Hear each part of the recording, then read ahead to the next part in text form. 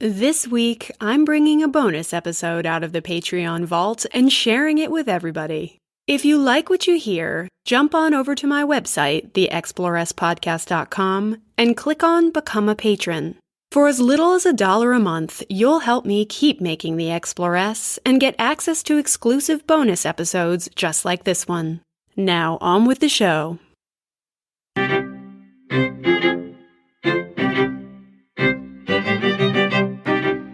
Hello, dear patrons. I'm so glad you're here.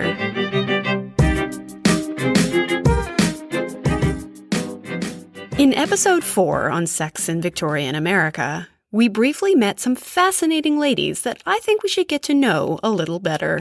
Both were infamous self-made madams, but of a very different kind. One was a queen of Washington's elite brothels, who built an empire by seducing influential men. The other was a Madam Doctor, who even without any medical training became rather infamous for treating lady problems. Specifically, by arguing that women should have the right to choose whether they had babies or not. Yes, we're diving right into prostitution, contraception, and abortion. So tighten your stays, let's go traveling. Let's start in 1997. I know, it's a terrible place to start. I was in 7th grade, strapless shirts were in, and I was wearing an eye patch. Like the pirate kind, but way less cool. Although mostly, I was taking it off and wandering around the halls without it, all cross-eyed, banging into locker doors while people tried not to mock me. So many pirate jokes. Anyway. So in 1997, George Bush Jr. signed a bill to get the Smithsonian's Museum of the American Indian built. They churned up some earth in a prime spot on the National Mall and found something they didn't expect there. The remains of a building with lots of artifacts from another place and time. That time was the mid-19th century, and that building belonged to a woman the excavation team dubbed the Madam on the Mall.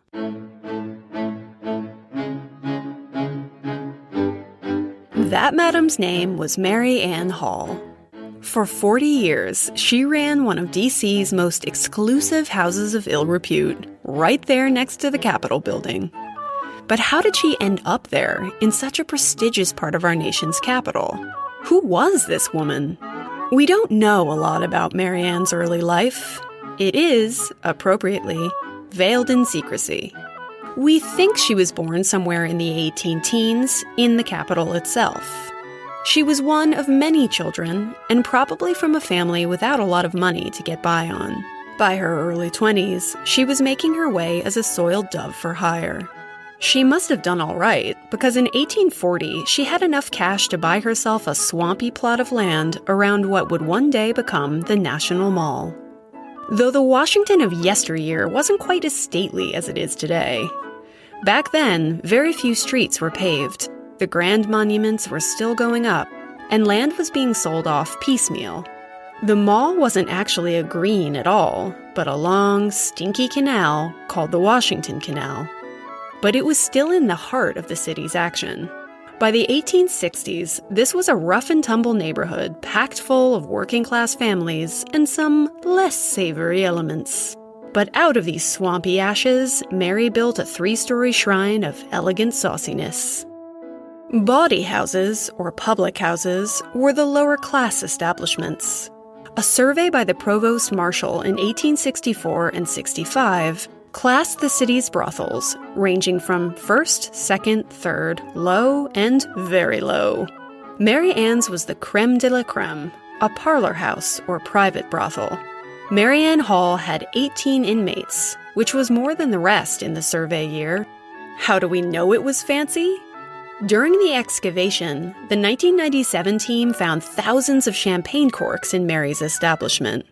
Specifically, Piper Heidsieck French champagne, which you can still get in our century. If someone wants to send me some, I'd be down. She also offered her clients expensive meats like beef and pork, as well as exotic delicacies like Brazil nuts and coconut. The 19th century gentleman was probably not as familiar with coconut water as we are. Instead of using crockery made of pearlware and whiteware, she used ironstone and porcelain. Very stylish and much more expensive. though the excavation turned up very little by way of glasses or tobacco remnants. I'm hoping that means that Mary Ann, A, banned smoking from her establishment, and B, just said everybody drink straight out of the bottle. Party time! The Cypriot ladies would have lived full-time at this fancy 3-story building on Maryland Avenue. This was probably a good thing for them, as they were enjoying a more varied diet than most and better living than many of the girls around them. And Mary Ann Hall staffed both white and black women in her establishment, which is pretty unusual in a place and time when most such houses were strictly segregated, and the city still had a substantial enslaved population.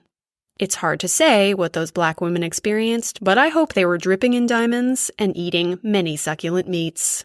She even employed her sister Elizabeth, sharing the love. At the beginning of the Civil War, Girl had about 18,000 to her name, so more than 500,000 in today's money. Damn! There's a lot we don't know about Mary Ann Halls, but there's a lot we can infer. The place was mighty fine, featuring such luxuries as Belgian carpets, oil paintings, feather pillows. They even had an icebox. So she wasn't catering to the everyday schmo. She served middle and upper class clientele. She didn't keep a list of her clients, at least not one that's been found, unfortunately, but it's highly likely they were influential people. As we talked about in episode 4, America was still figuring out how to define and deal with prostitution in the mid-19th century, but during the war, when the city's population was bursting at the seams and filling with soldiers, it became very clear very quickly that the number of bawdy houses and very visible streetwalkers was getting a little bit out of control. In 1864, one newspaper put the number at 5,000 prostitutes just in the city proper. So the government, afraid about security breaches and spies and such, created the Metropolitan Police Department, the city's first regular federal police force. In 1862, the Provost Marshal laid down the gauntlet with General Order No. 17, encouraging cops to arrest public women or anyone acting out on the street. Those convicted would pay a fine, which they'd usually get back after a few months of good behavior. But they could also spend up to 90 days in a workhouse. Most of the 75 women arrested under this order weren't even taken in for prostitution, but for being drunk, loitering, and being too rowdy. One African-American lady prostitute was arrested and fined $5 for walking with a white man. So it seems like the police force was primarily concerned with women being loud on the street, and also racism. Cool. But by 1863, the papers were still saying vice was rife in places like Hooker's Division. The Evening Star reported, "There are at present more houses of this character, by 10 times in the city, than have ever existed here before, and loose characters can now be counted by the thousands." But they didn't seem overly concerned about Mary Ann Hall's house. It was one of what was called the Upper 10, the most classy establishments and the most discreet. With a wink and a bit of a nod, the police would look away from such high-class, relatively quiet places. They had bigger fish to fry. I imagine that these gentlemen were also taking bribes, and maybe enjoying the merchandise. But it's not hard to imagine that it's also because Mary Ann had influence with some of the people in power. One exposé that would come out years later certainly claimed the power such prostitutes had in Washington. Apparently, as they hung over the Senate balcony, it said, "They become objects of unctuous admiration, displaying to excellent advantage their gorgeous apparel, with half-revealing monuments of maternity peeping over brilliant bodices, and arms dressed in rouge that helps nature amazingly." But Maria Kaufman, the madam of a lower-class brothel, took umbrage to such unfair dealings when she was arrested in 1863. She didn't like when indictments against such parties as Mary Hall, Sarah Austin, and others who keep the Upper 10 style of houses of the class are not called up. She had reason to be mad. By 1864, Mary Hall had perhaps the most prosperous brothel in the city, worth 4 times its pre-war value. Newspaper coverage of Mariah's comments brought some unwanted attention. Mary Ann's place was raided on January 18, 1864. She was indicted in the D.C. Circuit Court with keeping a bawdy house in disorderly conduct. Washington's Evening Star described her turning up at the police station in a suit of virtuous black. For her trial, she hired attorney Joseph H. Bradley Sr., who would go on, years later, to defend one of the men accused of assassinating President Lincoln. So, probably not a cheap guy to hire. For evidence against her, the police cited things like horse-drawn carriages pulling up at all hours, full of men. Also, every time the police stopped by, it seemed that everyone was behaving like a wedding party was going on. Champagne was being handed around. She was found guilty and fined $2,000. That's about $60,000 in today's money, but that didn't slow her down much. But this madam was more than a scandalous news item. She was one of Washington's first female landowners, a successful and savvy businesswoman, and a very wealthy one on her own terms. After the war, things continued to go well for her. When she handed the reins of the business off to her sister, she was in her 50s and very rich. That's when she rented out part of her property to the Washington Dispensary for Women and Children, a women's health clinic run by female doctors. How good is that?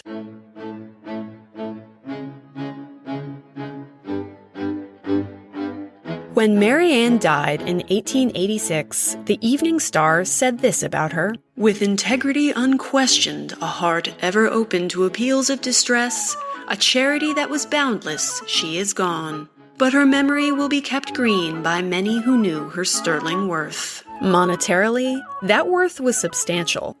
When she died, her estate was valued at over $87,000.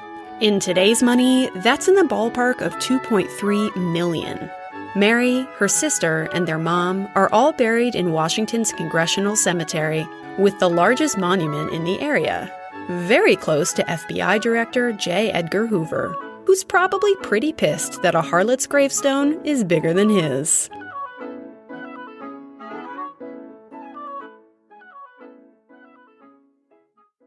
If you're a 19th century girl and you find yourself in the family way, and don't want to be, there aren't many people you can turn to. But you can order a little something by mail. You just have to know the right word search. French is a good indication that you're getting somewhere. Also, anything that says it will remove obstructions or help ease private difficulties. But if you see one particular name in the paper, you know you've found it. That name is Madame Restell.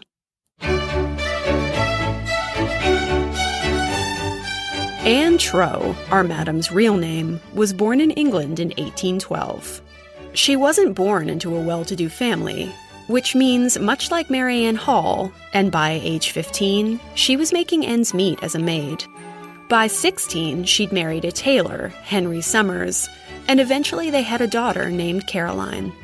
In 1831, they moved from England to New York City, where Henry unhelpfully died within months of their arriving there. Anne had to support herself, which she did with seamstress work. Remember what we said about the reputation of seamstresses. But at least it was something she could do at home, since this single mom also had a child to take care of and no family to help with babysitting. Anne was getting by, but she wasn't satisfied with this arrangement. Enter 27-year-old Charles Lohman, a printer with the New York Herald, and a pretty well-educated and debonair dude.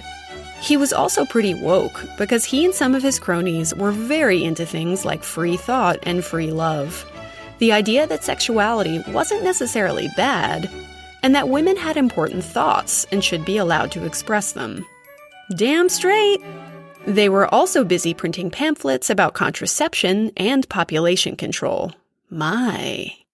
And though Anne had no formal experience with doctoring, her new beau encouraged her interest in pursuing it. I'm not sure what drove her in this direction, but she decided to venture into patent medicine. And when she did, she pulled a truly 19th century trick: invented herself a resume. The news story went that she was trained as a midwife in Europe with her grandma, who was herself quite a popular doctor by the name of Restell. Her first ad ran in the New York Sun in 1839. I mentioned it in episode 4, but it's worth going over here in full. To married women. Is it not but too well known that the families of the married often increase beyond what the happiness of those who give them birth would dictate? Is it moral for parents to increase their families, regardless of consequences to themselves or the well-being of their offspring, when a simple, easy, healthy, and certain remedy is within our control? The advertiser, feeling the importance of this subject and estimating the vast benefit resulting to thousands by the adoption of means prescribed by her, has opened an office where married females can obtain the desired information. Note that she doesn't say single women, or young women, or fallen women. She says married women, which tells you something about the 19th century. And the people answered, coming to see her at her office on Greenwich Street. Greenwich? Greenwich. Wait. If she wasn't free, never fear. You could get preventative powder, $5, or female monthly pills, $1 apiece, by mail. Much like Lydia Pinkham, who became very famous selling her herbal remedies for female pains and problems, these ladies just commercialized the kinds of home remedies that women had been making for each other forever. Though how effective they were, or how healthy they were, is hard to say.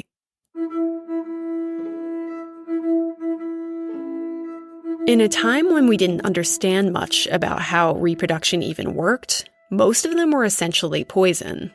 So violent that they flushed a lady's system, potentially achieving her aim, but probably making her feel quite sick in the process. Which, given her lack of discernible training, is maybe worrying. But given the fact that doctors at this time didn't have all that much training, New York was overcrowded, and they knew next to nothing about women's lady parts, well, alrighty then. Madame Restel was one of the irregulars we talked about in episode 2. A self-taught lady doctor who tended to advertise in the papers and catered specifically to women. Her potions must not have been totally terrible, because her popularity skyrocketed. So much so that imitators, also with fake-sounding French names, sold knockoff potions. In other words, she knew her stuff. I also enjoy the fact that she moderated the price of her wares depending on a lady's means. $20 if you were poor, $100 if you were rich.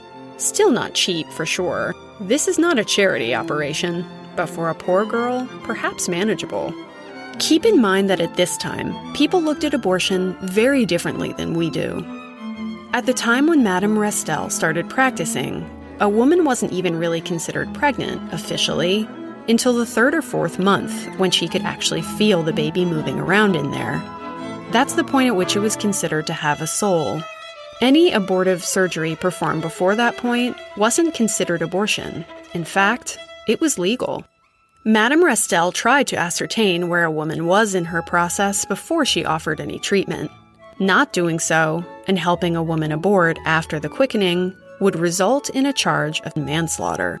I want to think that Madame Restel was earnest in her offerings, and that she got into this line of work mostly out of goodness, just like I want to believe that our other Madame, Mary Ann, always treated her ladies with the utmost respect and split her money with them equally.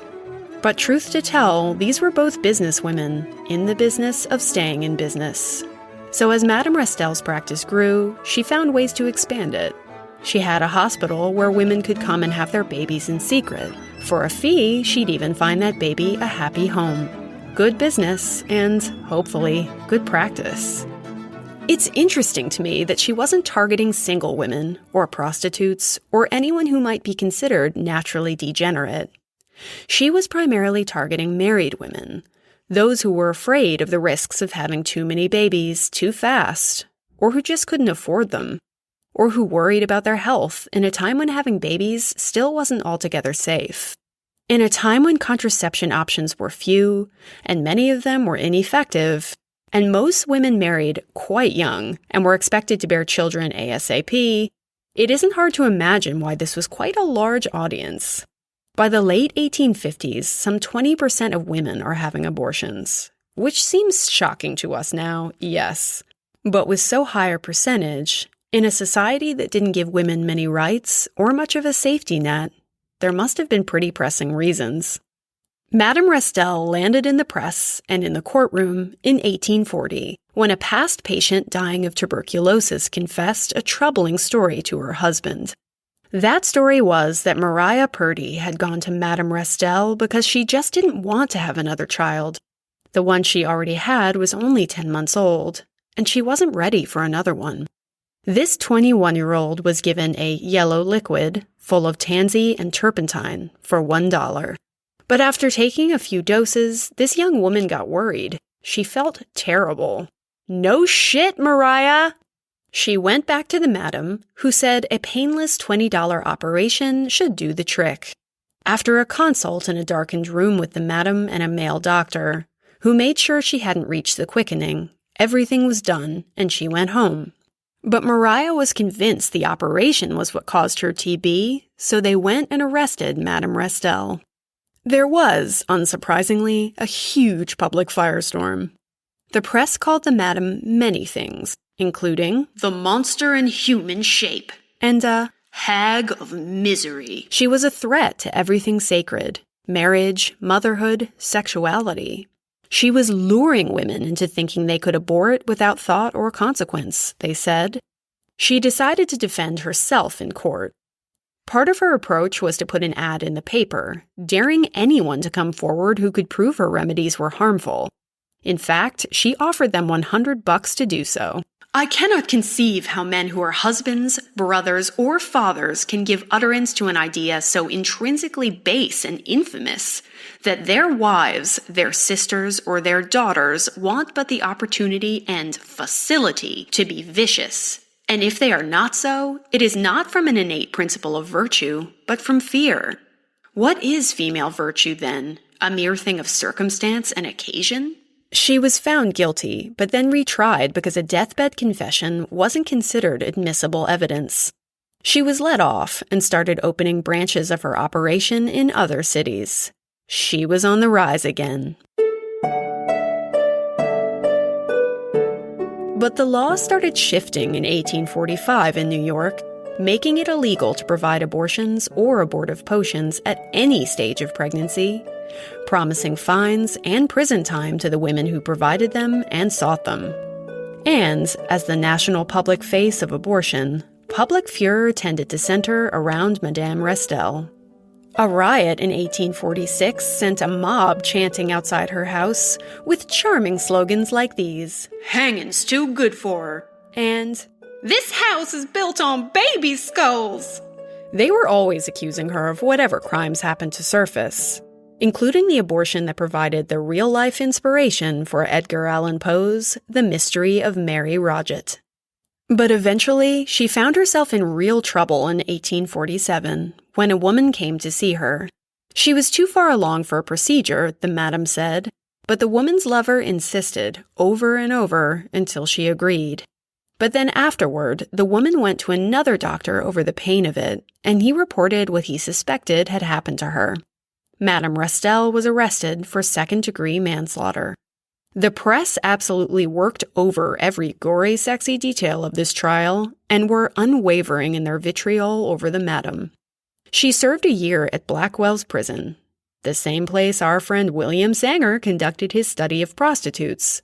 When she got out, she said she was done with surgeries, just pills for her, thank you, and her boarding house. She was free of the clink and was left alone for a while. She had money and some friends in high places, which helped.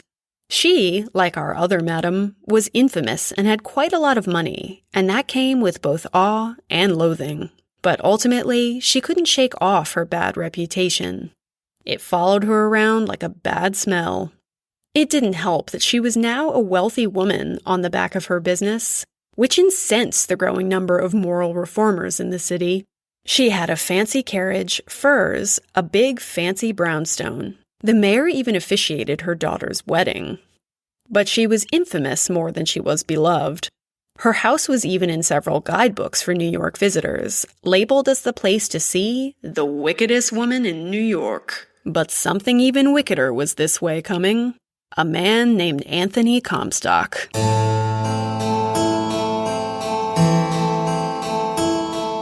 By the 1870s, this former Civil War soldier was on an absolute rampage about American sin.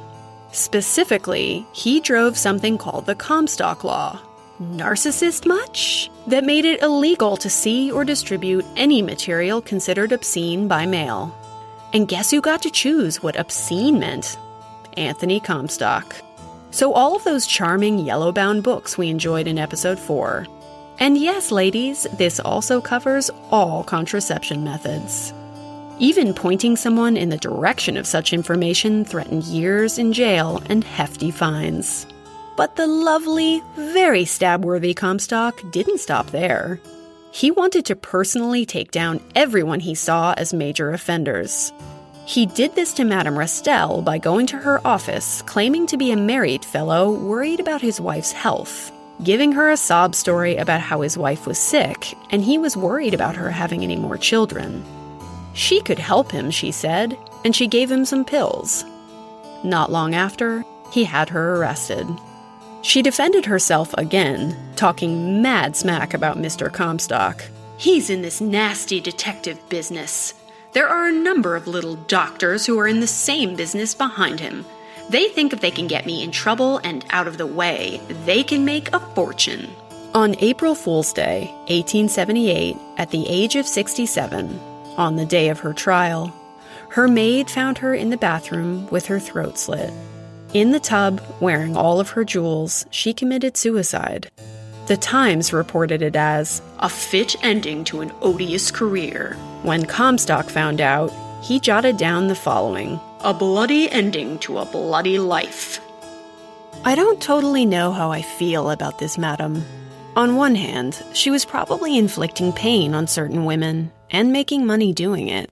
But on the other, I believe that she was doing it mostly because she wanted to help those women, to be there for them in ways others weren't. Is it fair that Mary Ann died praised and admired despite her controversial career, while Madame Restel died in a hail of criticism and taunts?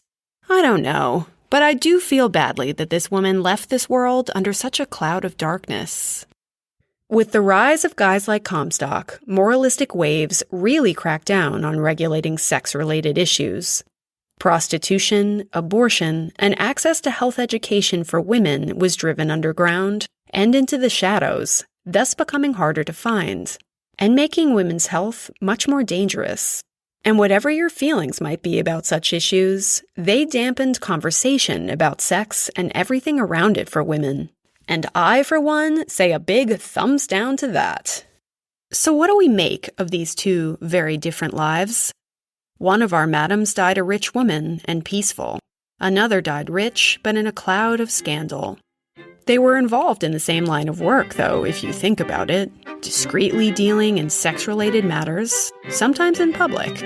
For better or for worse, these women were strong women, ladies who made their own way to wealth in a time when it was a very hard thing to do. And for that, I wave my bra in the direction of their memories, as controversial as these ladies might have been. Thank you guys so much for listening. If you have any questions or suggestions for me, just let me know at theexploresspodcast.com. For lots of images to go along with this bonus feature, come find me on Instagram at theexplorespodcast. Hit me up on Twitter at theexplorespod or Facebook at theexplorespodcast. Until next time.